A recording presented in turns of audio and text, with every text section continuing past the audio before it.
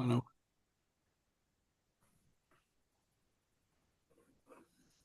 Welcome to Prepping for the Sharks, where you tune into practical and tactical tips for building your business, featuring our live hot seat pitch coaching show. But today we're talking with a special expert guest. I'm Burke Franklin. I built the first business planning software system called BizPlan Builder, making it easier to make sense to investors. But also with me are our co-hosts, Robert Browning, who is a proven senior executive, entrepreneur, and community leader with more than 40 years of successful business development experience, and Fred Parrish. He's the creator of Prepping for the Sharks, actually. He's a seasoned executive, a COO, a CFO, and a CEO. And he's an author and a management consultant who focuses on improving business performance at every level of the organization. And a warm welcome to our special guest, Bob Burg. Our topic today is genuine influence, the power of mastering people's skills. There's a major problem in our world today, as you probably are aware. It's not just that people disagree with one another, it's they cannot disagree agreeably, civilly, and most importantly, persuasively. For more than 30 years, Bob Burg has been successfully showing entrepreneurs, leaders, and sales professionals how to build relationships, how to communicate their value, and accelerate their business growth. Although for years he was best known for his sales classic, Endless Referrals, it's his business parable, The Go-Giver, he co-authored that has created a worldwide movement. Well, part of our four-book series, The Go-Giver itself has sold well over 1 million copies and has been translated into 30 languages. It was rated number 10 on Inc. magazine's list of the most influential motivational books ever written. Bob says you can get results you want while making the other person feel genuinely good about themselves, about the situation, and about you. So today, whether between family and friends, employers and employees, no minds are being changed. Worse, friends are becoming enemies and respectful discourse is shut down. Is this really any way to communicate? Is this the way we want to live? Fortunately, Bob Burg is back with a third parable in the series, providing the solution. Let's get into it. Our topic today, genuine influence, the power of mastering people's skills. What do you mean by the term influence, Bob, and how does genuine influence differ? Hi, Burke, Robert, and Fred. Great to see all of you. And that's such a wonderful question to begin with, because influence is simply, on a very basic level, just the ability to move a person or persons to a desired action, usually within the context of a specific goal. Now, that's its definition, but it's not really, it's as my awesome co-author John David Mann says, it's not its essence, right? The essence of influence is pull as opposed to push. And we've all heard the saying, how far can you push a rope? And the answer is, well, not very well, at least not very fast or very effectively, which is why great influencers don't push. They don't push themselves. They don't push their ideas. They don't push their will on others. They're not push e. Right? You never hear people say, "Wow, that Tom or that Marianne, she is just so influential. She has a lot of push with people." No, she's influential. She has a lot of pull with people. And that's what pull is. It's an attraction. Great influencers attract people first to themselves and only then to their ideas. Now, how do they do this? How does this pull manifest itself? Well, it really has to do with focus. Now, we suggest that you want to be, internally motivated, but outwardly focused. It's really all about that other person. As Dale Carnegie taught us 90 years ago in his classic How to Win Friends and Influence People, ultimately people do things for their reasons, not our reasons. So the great influencer, the genuine influencer, continually questions themselves. How does what I want this other person to do, how does it align with their goals, with their needs, with their wants, with their desires, with their values? How does what I'm asking this other person to do, how does it help solve a problem for them? How does it move them closer to happiness? And when we ask ourselves these questions thoughtfully, intelligently, uh, genuinely, authentically, not as a way to manipulate another person into doing our will, but as a way of building others in the process, now we've come a lot closer to earning that person's commitment to our idea, rather, which is pull rather than, some type of push, which is, manipulation or force or threat or, what have you. So that's really influence. Now, genuine influence takes it just a step further. It says, yes, all that. And we do this while making that other person feel genuinely good about themselves, about the situation, about you.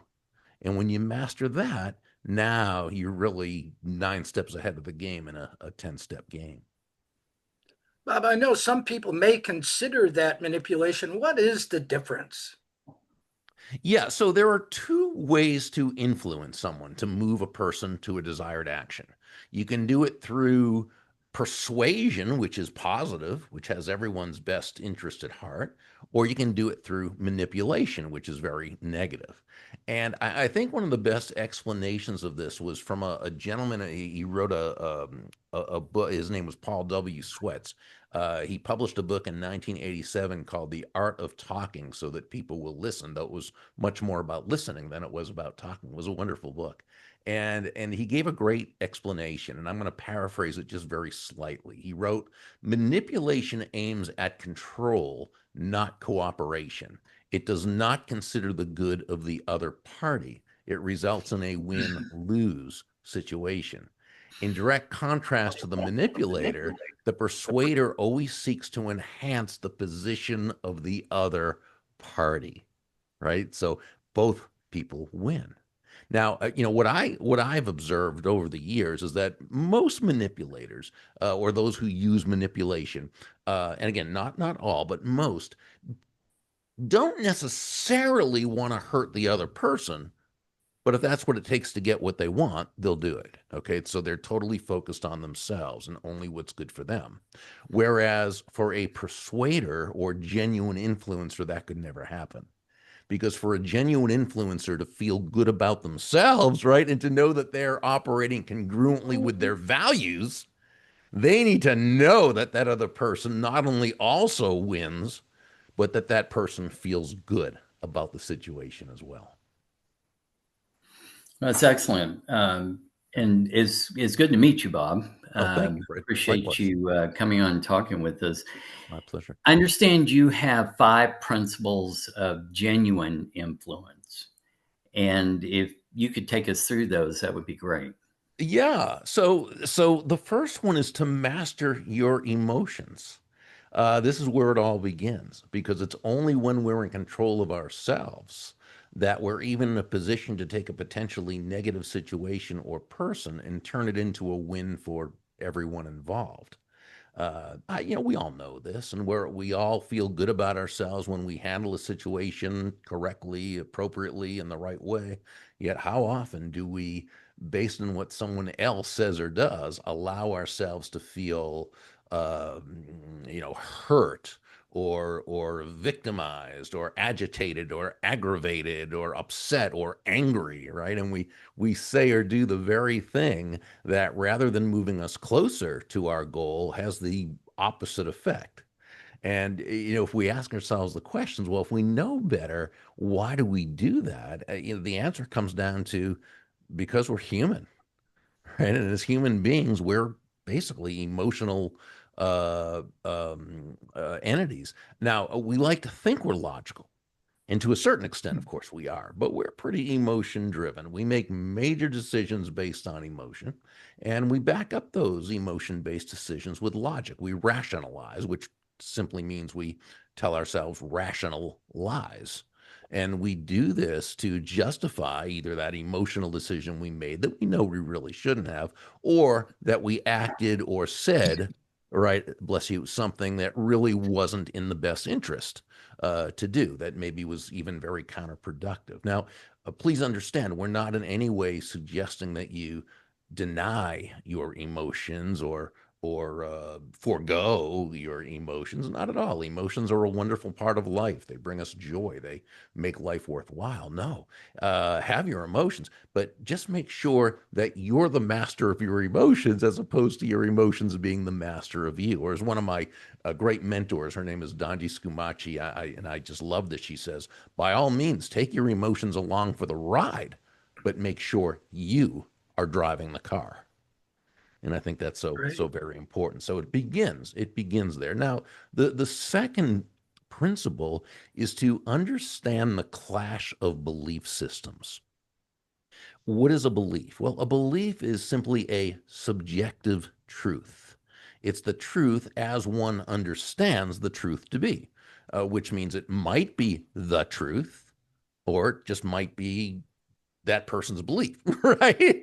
And we all go through this, and our belief system goes back to, it's a combination of upbringing, environment, schooling, news media, television shows, movies, popular culture, cultural mores, every experience we've had. But it does tend to pretty much take shape by the time we're little more than toddlers, and long before we had the wherewithal or intellect to be able to question premises and challenge, these beliefs we've been really given, right? So most of us, we grow up and we live according to a what I call an unconscious operating system, thinking we're making choices out of strength and logic, when in reality we're really acting within a paradigm, a matrix, if you will. If you remember the first Matrix movie, right? Only instead Right. of the machines, it's the beliefs we've been handed to us through society. Well, here's the thing.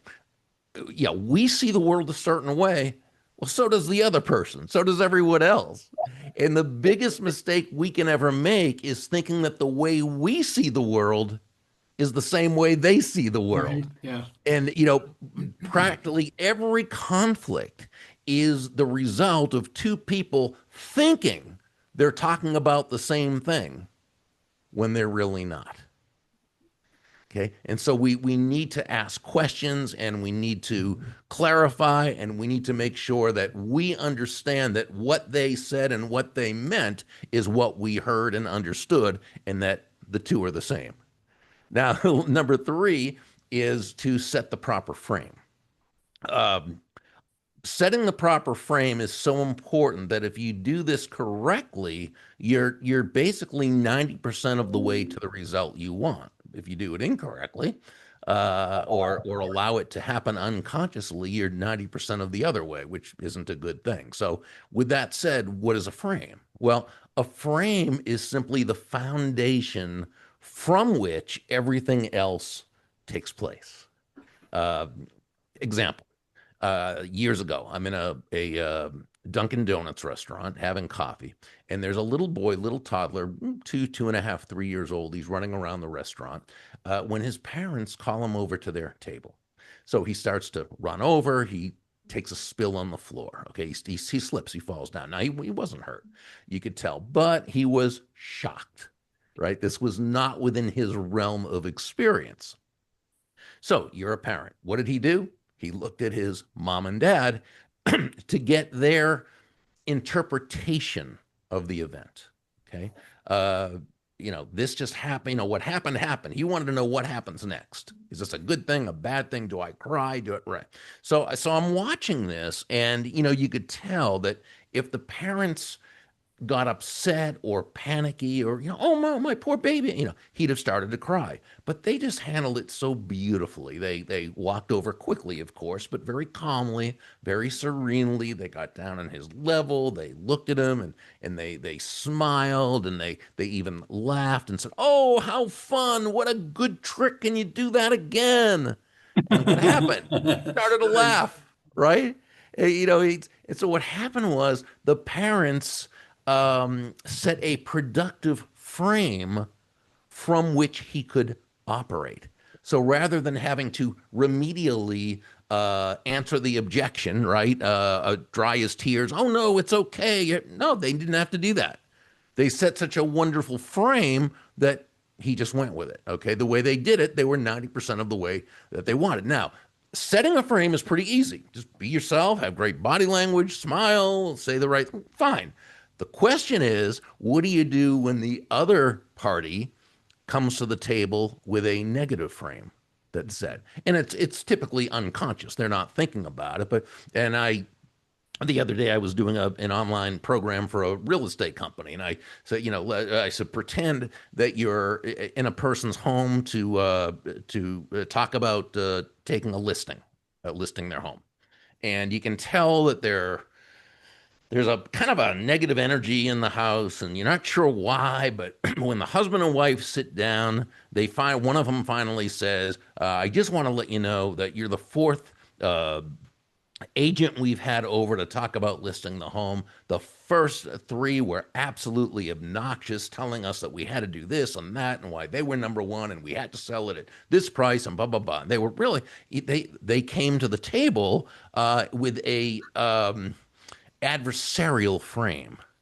As far as they concerned, it was them against the realtors. Now, were those other realtors like that? Who knows? But in their experience, the clients, prospects, well, that was their truth. Okay, that was how they saw it. Now, if you're the realtor and you buy into that frame, what do? Maybe you get defensive, you start trying to justify yourself, you start over explaining so that you don't come across like this or that, or maybe you go the opposite. I don't know, but it's not a good way to approach it. So instead, I said, what if you did this? You reframed it, and you said something along the lines of, well, I thank you for sharing that with me. I'm sorry you had to go through that. Mr. and Ms. Prospect, while I've been honored to list and sell a number of homes in this community, whether or not I'm the right fit for you, we simply can't know without exploring deeper and really discovering your needs, your wants, what you are looking to accomplish. So please know this conversation is for all of us to explore that. And if it turns out we're a good match, I'll be delighted to help you. But if not, that's also okay. So what we did is we reframed this from one of being adversarial to one of being allies who all had the same goal, looking out for their best interest, which is exactly what they are interested in. And that's how we move from a negative frame to reframing it. And there are of course many ways to do this. Number 4 is to communicate with tact and empathy. My dad used to define tact as the language of strength. And I always loved that because first, sometimes it took a lot of strength to be tactful and diplomatic when you wanted to really tell a person, what was what. But it's also the language of strength because it happens to work a lot better. It's I always think of the saying when I hear of when people pride themselves on being brutally honest, they're typically more interested in being brutal than they are in being honest. Don't get me wrong, honesty is of very high value, but so is kindness, and so is tact, right? And so, really, I guess we could define tact as the ability to communicate an idea that someone normally would not be interested in, and doing so in such a way that not only are they not defensive toward us and resistant to our idea, but they're open to us and more accepting of the possibility of our idea. Now, empathy, which is sort of the cousin of tact, empathy by definition is the identification with or vicarious experiencing of another person's feelings. The problem is we don't necessarily know how they feel because we're not them, right? And we may not have had the same exact experience. The good news is that empathy is really much more about understanding that they're feeling something and that something is distressful to them and that you are there to help them through it. And that's empathy. And then finally, number 5, is to let go of having to be right. Now, this does not mean that you don't want to be right, and it doesn't mean that you don't prepare to be right. What it means is you lose your attachment to having to be right or 100% right or 100% right about everything. Now, 2 wonderful things happen when you do this. The first is when you let go of having to be right, you go into learner's mode. And you are able to know things that you wouldn't have otherwise, which actually puts you into the place of being right more often. But you're open, and that's key. And this is, in direct contrast to that person whose life philosophy seems to be, my mind is made up. Don't confuse me with the facts. Okay. And that person typically never knows anything more than they already know. And with people like that, to paraphrase a quote attributed to Mark Twain, much of what they're absolutely positively sure they do know just ain't so. And so that's the first thing. But the second thing, when you let go of having to be right, is the other person catches on very quickly to the fact that not only are you not stuck on one position, not only are you not looking to be right by making them wrong, but that you're simply looking for the truth wherever that truth may lead. And 99 times out of 100, that person will then do the same thing. And now you've got two people who are both searching for the truth rather than just defending their positions. Interesting. That's great, Bob. I saw somewhere you have 8 key words that will practically always move a person to your side of the issue. You got to tell us what those are. Yeah. So this is, and it's always assuming first that that you were polite, that you were patient, that you were working with them tactfully and kindly, and that you were, framing correct, the whole thing.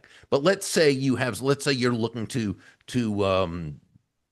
check into the hotel an hour earlier than what they usually do. Okay, or there's an issue with the ticket on the plane, and you know that they could help. Okay, sometimes it just something is really not doable, but usually it is. Okay, and you're dealing with this person, and this person would, they feel good about you, and you've made them feel good about themselves, and they'd like to help you, but they still kind of need a little bit more help because many people, as you know, they're used to living in the problem rather than the solution. So these 8 key words will practically always move that person to your side of the issue, and have them take action. And they're simply this: if you can't do it, I'll definitely understand. If you can't do it, I'll definitely understand. What you've done in this case is, first, you've shown ultimate respect to them. You've let them know that, yes, while you have confidence in them that they can do this thing, they're more important than the outcome. Okay. And you've also given them what we call an out or back door, rather than making them feel pressured, which people really, dislike. People want to feel as though they're in control of the situation, of their destiny. You said, if you can't do it, I'll definitely understand. And so you're saying to them, if you can, here's the thing about that out or the back door. The bigger the out or back door you give someone to take, the less they feel the need to take it. Okay. Okay, Bob, I have to ask this question. How does that work with your wife? Well, I'm not married and actually never have been, but I've had some wonderful relationships with women, and they always use that question on me all the time. Okay. All right. Just needed to know. Or not question, but they always said that to me because they knew I couldn't resist something like that, right? Right, right. And Bob, I know there's different keys, and one could be the guaranteed sentence, which it sounds great, but could you explain that special sentence?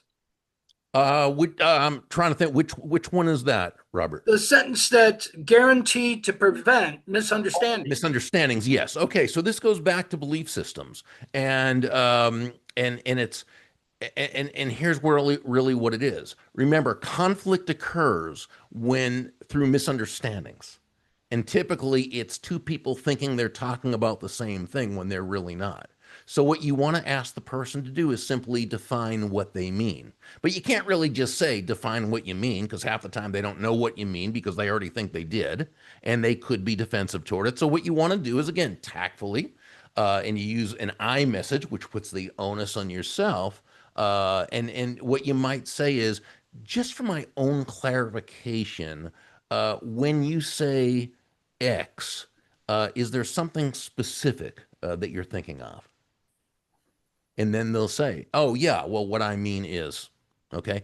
And so it's first Right. putting the onus on yourself. And so it's for my own clarification, or just so I can make sure I'm able to serve you best as your, or just so I know that I'm completing this project the way you need it to be done. When you say X, and then it's, is there something specific, or may I ask? Yeah, and you do it that way. So you're basically just asking that person to always define their term, but you're doing it in a way that they can grasp that and they can feel good about it. Hmm. So, Bob, you say there is one motivating factor that is shared by every single person on the planet. You got to tell us what that is. Well, I learned this from a gentleman by the name of Harry Brown, who was probably the somebody who understood human nature. Pardon me, who understood human nature and respected human nature better than anyone I've ever known. And what he said is ultimately everyone seeks happiness. Okay, so happiness defined as the mental feeling of well-being. Everyone seeks happiness. Now, we have to understand the second part of that. Happiness is relative. People understand happiness differently. What would bring happiness to one person may make someone else miserable or have no effect at all. That goes back to the clash of belief systems, right? And so we need to understand what would make us happy isn't necessarily what would bring another person happiness.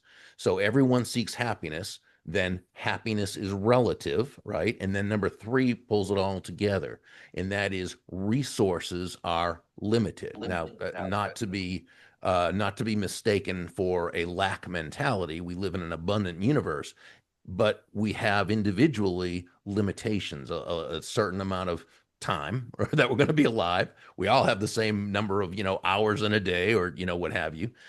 We have a limited amount of energy. We have a limited amount of knowledge. We have a limited amount of money. We have a limited amount of, now some have more than others, but we all have a limited amount of these things. Thus, we're constantly having to make decisions based on what we want more. Okay. We're having to make trade offs. So ultimately, the motivating decision for anyone is what is going to bring them, what is most likely to bring them happiness based on how they understand happiness and with the limited options that they have. When we keep that in mind, okay, we're always a step ahead because we know it's not about us, it's always about them. Bob, this is such a wonderful subject. And it's amazing how you can go through a half an hour in such a little bit of time. Do you have a last thought you'd like to leave people? I think it really is just a matter of really understanding human nature and understanding that, if we want to get the results that we want, we've always got to tie that into how we're helping another human being get their results. It reminds me of Zig Ziglar's most famous and ultimately most misquoted saying, where he said, you can have everything in life you want if you'll just help enough other people get what they want. I think the key is always focusing on what they want and tying that into what we want. Yeah, that's great. Thanks, Bob. That's amazing. And you can find out so much more at burg.com, burg.com. So many resources. It would hard to be going to the whole list, but what a cornucopia. Thanks so much, Bob. Thank Thanks, you. Bob. A pleasure Thanks, Good being Bob. with all of conversation. you. We Thank you. appreciate it. Mhm.